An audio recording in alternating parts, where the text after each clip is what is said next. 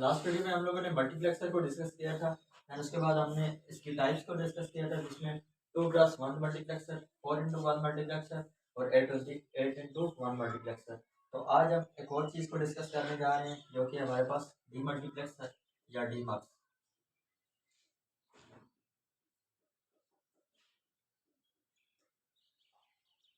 और इसके अलावा इसे डिस्ट्रीब्यूटर भी कहते हैं।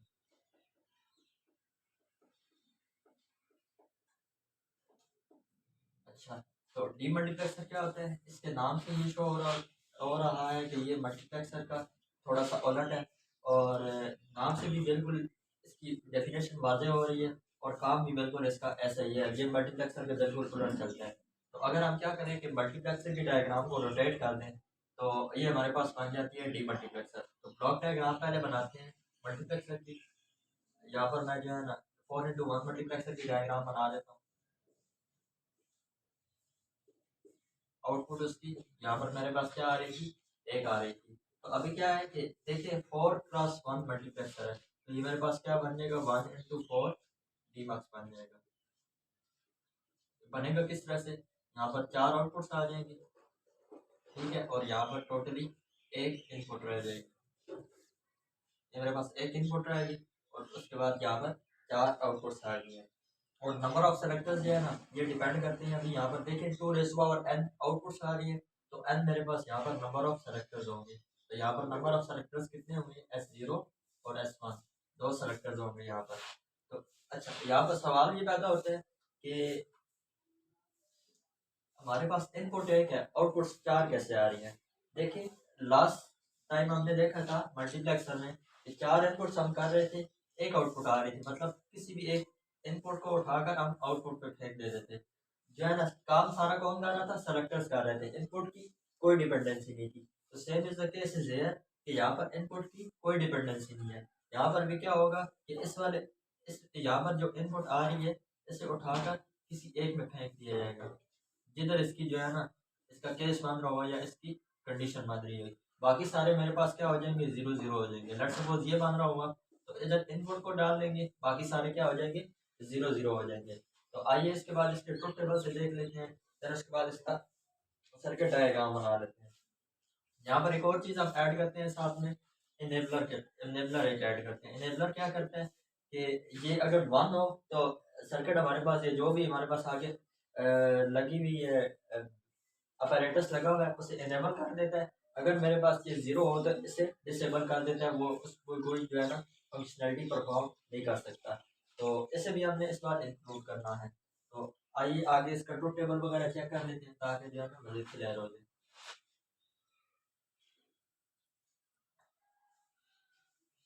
तो यहाँ पर क्या होगा? एक तो हम जो है दे रहे हैं जी इनपुट है, ये हम डिस्कस कर रहे हैं 4x1 डीमक्स। अच्छा, एक हम इनपुट देंगे, उसके बाद हमारे पास इनेबलर है, और देन उसके बाद मेरे पास क्या है जी? S0 और S1, ठीक है। देन उसके बाद मेरे पास आउटपुट्स कितनी है टोटल? D0, D1, D2 और D3, ठीक है। तो इनपुट में मेरे पास क्या आ जाएगा सर? हम इनपुट जो है ना सब केसेस के लिए एक ही इनपुट देंगे, ठीक है। इनेबलर के लिए मेरे पास क्या होगा? हम जो है ना इन तीनों का, जिस तरह से 3 कॉम्बिनेशन का ट्रुथ टेबल बनाते हैं, उस तरह से हम लोगों ने इन तीनों का ट्रुथ टेबल बना लेना है। 0 0 0 0 1 1 1 1, 4 0 और 4 1 हो गए। उसके बाद 2 0 2 1 2 0 और 2 1, 0 1 0 1 0 1 0 1, ठीक हो गया। अच्छा, लेट्स सपोज हम क्या लेते हैं जी? फर्स्ट केस में हमने क्या करना है जी? सॉरी, फर्स्ट केस तो नहीं, यहाँ पर हमने सबसे पहले इनेबलर को देखना है। जब तक इनेबल 0 होगा तो यहाँ पर हमारे पास क्या बनेगी? डोंट केयर सिचुएशन बन जाएगी। डोंट केयर से क्या मुराद है? ये जैसे ही हमारे पास इनेबल 0 हुआ, हमने ये नहीं देखना, तो मतलब हमारे पास सर्किट डिसेबल है, कोई काम ही नहीं कर रहा, तो हम हमें देखने की जरूरत ही नहीं है कि सेलेक्टर जो है ना 0 है, 0 0 है, या 0 1 है, जो कुछ भी है। हम लोग यहाँ पर डायरेक्टली जो है ना डोंट केयर लगा देते हैं। ठीक है, डॉट केयर लगा दिया। यहाँ तक ये बिल्कुल डॉट केयर है और इधर जो है ना कोई भी आउटपुट शो नहीं होगा यहाँ तक। ठीक है, फिर उसके बाद आते हैं जी, जैसे ही हमारे पास ये डिसेबल से इनेबल की कंडीशन में आया, मतलब इसकी वैल्यू 1 होगी, तो यहाँ पर आगे मजीद केसेस को देखते हैं। देखिए अगर मेरे पास सेलेक्टर्स दोनों 0 0 है, तो यहाँ पर मैं क्या क्या लेता हूँ जी, मैंने इनपुट को शो कराना है D0 पर, बाकी मेरे पास क्या हो जाएगा 0 0 हो जाएंगे। अगर मेरे पास 0 1 हो जाती है सेलेक्टर की वैल्यू, या S0 की वैल्यू 0, S1 की वैल्यू 1 हो जाती है, तो तब मैंने क्या करना है जी, D1 पर मैंने इनपुट को शो कराना है, बाकी सारे 0। उसके बाद हम लोग क्या लेते हैं कि अगर मेरे पास सेलेक्टर की वैल्यू 1 0 हो जाती है, तो हमने D2 पर इनपुट को शो कराना है, बाकी सारी वैल्यूज 0। ठीक है, और फाइनली अगर मेरे पास सेलेक्टर्स दोनों की वैल्यू 1 1 हो जाती है, मैंने क्या करना है, बाकी सब पर 0, और जो है ना D3 आउटपुट पे इनपुट को शो कराना है। तो ये इस तरह से मेरे पास काम करेगा। अच्छा, यहाँ से हमने इसकी देख लिया जी, ट्रुथ टेबल देख लिया, उसके बाद इसकी एक्सप्रेशन को भी देख लेते हैं। तो यहाँ पर क्या होगा, सबसे पहले I डॉट E डॉट, अच्छा उसके बाद S0 का कॉम्प्लीमेंट। ठीक है, ये तो डिसेबल केस है, इसे हमने बिल्कुल निगलेक्ट कर लेना है, डोंट केयर है, ये हमारे पास इसकी जरूरत ही नहीं है। हमारे पास ये तीन चार जो है मैथ केसेस हैं, S0 का कॉम्प्लीमेंट और S1 का कॉम्प्लीमेंट। ठीक है, देन उसके बाद I dot E dot S0 का कॉम्प्लीमेंट और S1 आ जाएगा। ठीक है, देन थर्ड वन के लिए मेरे पास क्या होगा, I डॉट E, उसके बाद S0 और साथ में S1 का कॉम्प्लीमेंट, और I dot E dot S0 dot S1, ये मेरे पास फोर्थ वन के लिए एक्सप्रेशन हो जाएगी। अब चलते हैं इसकी सर्किट डायग्राम की तरफ।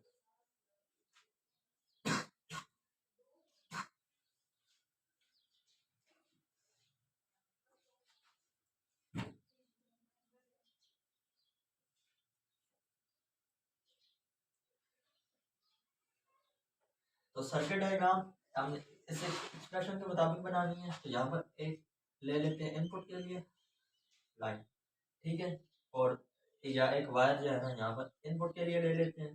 फिर उसके बाद एक जो है ना इनेबल। ठीक है, उसके बाद एक S0 के लिए, एक S0 के कॉम्प्लीमेंट के लिए यहाँ पर ले लेते हैं। ठीक है, फिर उसके बाद S1 के लिए, और एक S1 के कॉम्प्लीमेंट के लिए ऐसे। अच्छा, तो यहाँ पर क्या होगा, मेरे पास सबसे पहले वाले केस में एक हमने वायर ले लेनी है I से, एक I से ले ली, दूसरी E से ले ली। ठीक है, उसके बाद S0 का कॉम्प्लीमेंट, S1 का कॉम्प्लीमेंट, S0 का कॉम्प्लीमेंट, और ये फाइनली आएगा साथ में S1 का कॉम्प्लीमेंट। इन सब का ले लेना है जी एंड। ठीक है, और इसे जो है ना आउटपुट पे शो करा देंगे। लास्ट केस में हम लोग क्या कर रहे थे, लास्ट टाइम मल्टीप्लेक्सर के केस में हमने इनका आगे फर्दर और लेना था, लेकिन यहाँ पर हमने कोई और वगैरह नहीं लेना, यहाँ पर हमने डायरेक्ट आउटपुट पे शो कराना है, क्योंकि देखिए मेरे पास यहाँ पर चार चार आउटपुट्स हैं, तो यहाँ पर अलग अलग से 4 गेट्स आएंगे और उनका जो जो आउटपुट आना होगा वो हमारे पास आ जाएगा। देन उसके बाद एक इनपुट से, एक इनेबल से, और S0 के कॉम्प्लीमेंट से, और S1 से हमने एक वायर उठा लेना है, इनका आपस में कर लेंगे एंड। एंड करने के बाद आगे चलते हैं, एक इनपुट से वायर, एक उसके बाद ई से,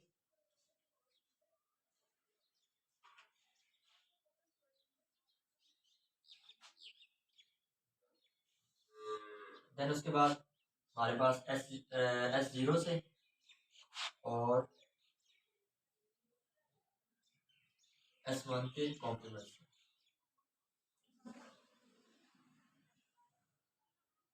यहाँ पर ये मेरे पास ऐसे आ जाएगा। देन उसके बाद आखिर में कर लेते हैं एक इनपुट से, इनेबल से। ठीक है, देन उसके बाद S0 से और S1 से, ये S0 से ले लेते हैं।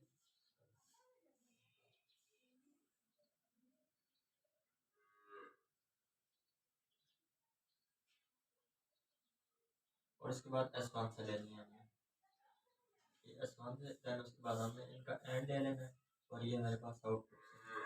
तो ये D0, D1, D2 और D3। तो इनमें से जो जो भी हमारे पास आउटपुट पे आ रहा होगा, एक इनपुट चला जाएगा, एक इसमें किसी पे, और बाकी सब के लिए जीरो होगा हो जाएगा।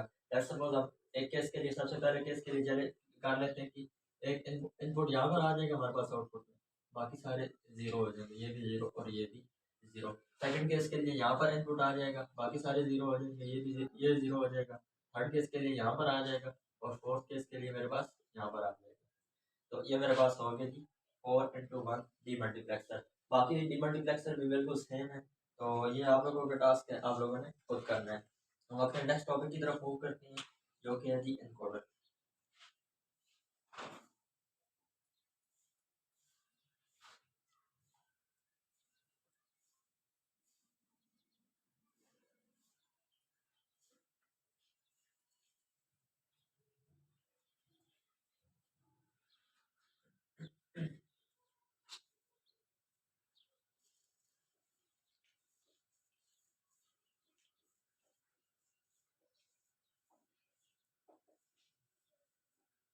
अच्छा, सबसे पहले तो हम ये देख लेते हैं एनकोडर होता क्या है। एनकोडर क्या करता है, हमारे पास एक स्ट्रीम ऑफ बिट्स हम इनपुट करते हैं, और उसके लिए हम जो है ना कोई कोड जनरेट करा लेते हैं, कोई ना कोई एक कोड आ जाता है जो हम आगे फर्दर पास कर देते हैं।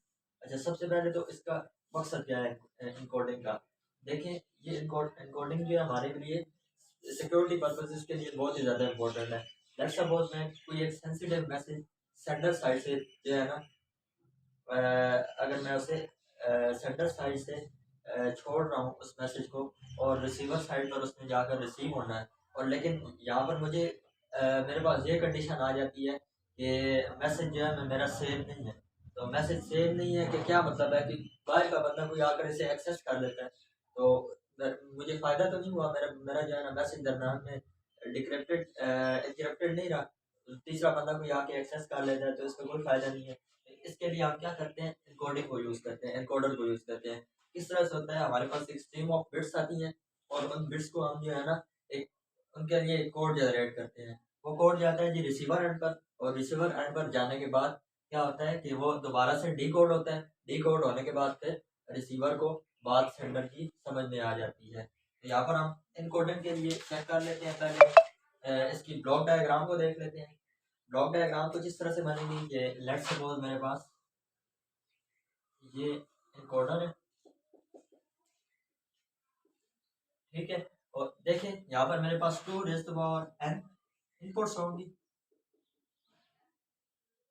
एनकोडर में, ठीक है, और n मेरे पास यहाँ पर क्या होगा, आउटपुट्स होगी। अच्छा, लेट्स सपोज मैं कह लेता हूँ जी मैंने 2 रेज़ टू पावर 3 इनपुट्स कर दिया, मतलब 8 मेरे पास इनपुट्स आएंगे। तो 3 बिट का मेरे पास क्या आएगा, आउटपुट पे कोड आ जाएगा। तो यहाँ पर हम क्या करते हैं जी कि इसका ब्लॉक डायग्राम देख लेते हैं, और देन उसके बाद इसका ट्रुथ टेबल देख लेते हैं। तो यहाँ पर कितने इनपुट्स हैं, 1 2 3 4 5 6 7 और ये 8, ठीक है। तो इनपुट को आप कोई भी नाम दे सकते हैं। मैं यहाँ पर D0 D1 D2 D3 D4 D5 D6 and D7, और यहाँ पर आउटपुट मेरे पास कितने आएंगे, 3 आउटपुट्स आएंगे। अच्छा, तो एक तो हमारे पास इसका पर्पस ये है, और सेकंड पर्पस हमारे पास क्या है कि हम डेसिमल टू बीसीडी में कन्वर्ट कर सकते हैं इसके ज़रिए से। देन उसके बाद जो है हम कैलकुलेटर वगैरह का, कैलकुलेटर में भी ये चीज़ हमारे पास इस्तेमाल हो सकती है, और बीसीडी से 7 सेगमेंट डिस्प्ले की तरफ भी जाते हैं। तो यहाँ पर आगे हम कोई कंट्रोलर लगा देते हैं, या कोई और जो है ना चीज़ लगा देते हैं। लेट्स सपोज हमें अगर डिकोडर की ज़रूरत पड़ गई है, तो हम क्या करेंगे, इस मैसेज को हमने डिकोड करना है, तो हम आगे डिकोडर लगा देंगे। अगर हमने इससे किसी और चीज़ को कंट्रोल करना है, तो हम जो है ना इधर कोई एक कंट्रोलर लगा देंगे, और वो आगे अपना काम करेगा, ठीक है। तो उसके बाद अभी आ जाते हैं हम अपने ट्रुथ टेबल की तरफ।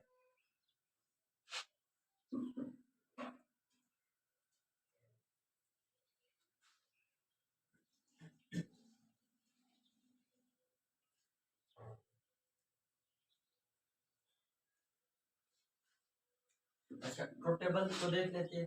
देखिए मेरे पास क्या है, D7 का इनपुट्स में D6, D5, D4, D3, D2 और D1 और साथ में आखिर में D0। ठीक है,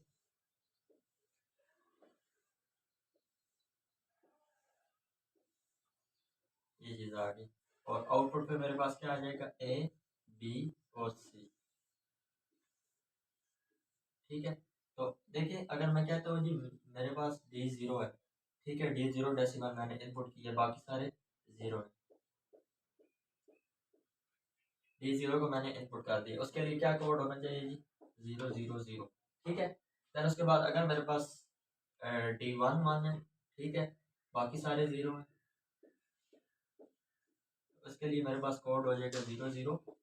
मतलब जिस तरह से आपको याद होगा डेसिमल से बाइनरी में कन्वर्ट करते हैं, तो बिल्कुल उस तरह से जो हमारे पास कोड जनरेट होता है, या सम हम कह सकते हैं कि जो BCD कोड होता है, तो ये मेरे पास आउटपुट पे आता है।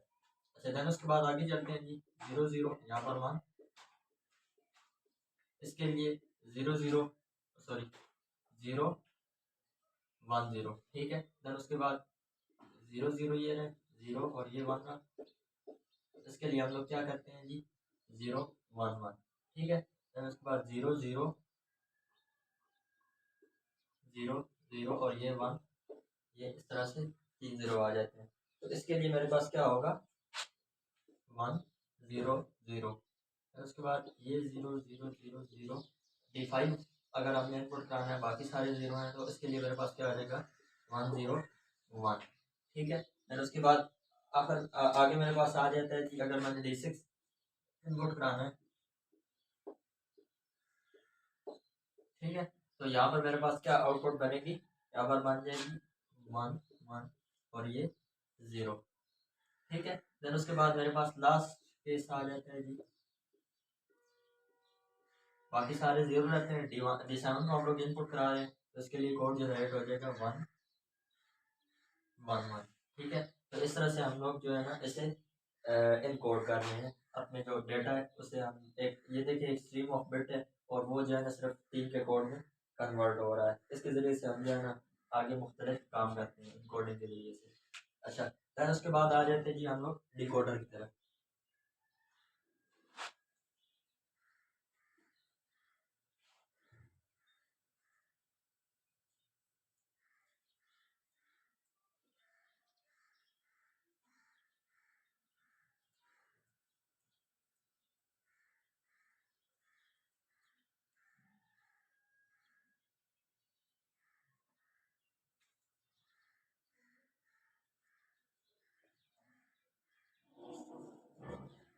डिकोडर, डिकोडर क्या करता है जी, जो हमारे पास एक कोड जनरेट हम करा रहे थे डिकोडर के जरिए से, उसे दोबारा से जो है ना कन्वर्ट कर लेता है जी, या डिकोड कर लेता है किसी भी आगे फर्दर कोड में। हम लोग कर लेते हैं, इसे देख लेते हैं किस तरह से करना है।